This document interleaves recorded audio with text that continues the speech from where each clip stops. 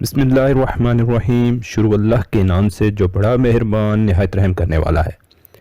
रमज़ान में काम को आसान बनाएं।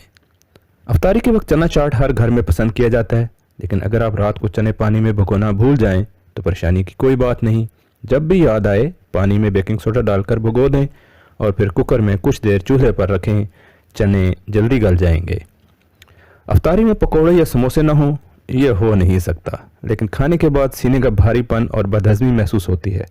उससे बचने के लिए आमेज़े में अजवाइन कूट कर डाल दें और जी भर कर खाएं।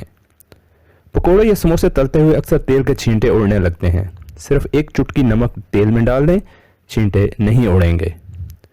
अफ्तारी में जो भी शरबत आपको पसंद हो उसमें तुख्म मलंगा डाल लिया करें। यह हाजमे में मदद देता है और जिस्म की गर्मी को दूर करता है। गर्मी में इसकी तासीर भी ठंडी होती है। हरी चटनी के बगैर अफ्तारी अधूरी है।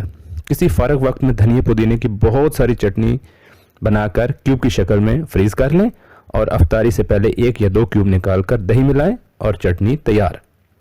अगर मेहमानों के लिए अफ्तार डिनर बनाते वक्त सालन या कौरमे के ऊपर तेल ना आ रहा हो तो आखिर में बर्फ़ का 1 क्यूब डाल दें। तेल सालन के ऊपर आकर खुशनुमा दिखाई देगा। अगर कभी सालन बनाते हुए अंदाजे की गलती से मिर्चें तेज़ हो जाएं तो प्याज को ब्राउन करके टिश्यू पेपर फैला दें और जब वो खस्ता हो जाए तो सालन में डाल दें और साथ ही 1 नींबू का रस भी डाल दें। सालन से मिर्चें कम हो जाएंगी। जिन लोगों का वज़न ज़्यादा है या जिन लोगों की टांगों में दर्द रहता है उनको सहरी में ग्रीन टी इस्तेमाल करनी चाहिए। हमारे यहाँ हर किस्म के शरबत तो बनाए जाते हैं, लेकिन खजूर का शरबत बनाने का रिवाज नहीं है। ये एक बेहतरीन ग़िज़ा है और रसूलुल्लाह सल्लल्लाहु अलैहि वसल्लम का पसंदीदा शरबत था। इसके बनाने का तरीका यह है कि गुठली निकालकर 3-4 खजूरें 1 गिलास पानी में भिगो दें और अफ्तारी से पहले उसी पानी में ब्लेंड करके हस्बे ज़ायका शहद मिला लें।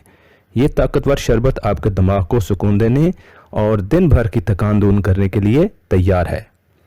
वैसे तो रोज़ेदार की मुंह की बू अल्लाह को मुश्क से ज़्यादा पसंद है, लेकिन अगर जॉब वगैरह की वजह से आपको मसला होता है तो रोज़ा बंद करने से पहले इलायची चबाकर खा लें और फिर ब्रश करके ज़बान को भी ब्रश से साफ़ किया करें। दिन को हर वज़ू के साथ मिसवाक ज़रूर इस्तेमाल करें। अफ्तारी में पकौड़ों और समोसों के साथ हरी चटनी ज़्यादा इस्तेमाल करें। ये हाजमे में बहुत मदद देती है।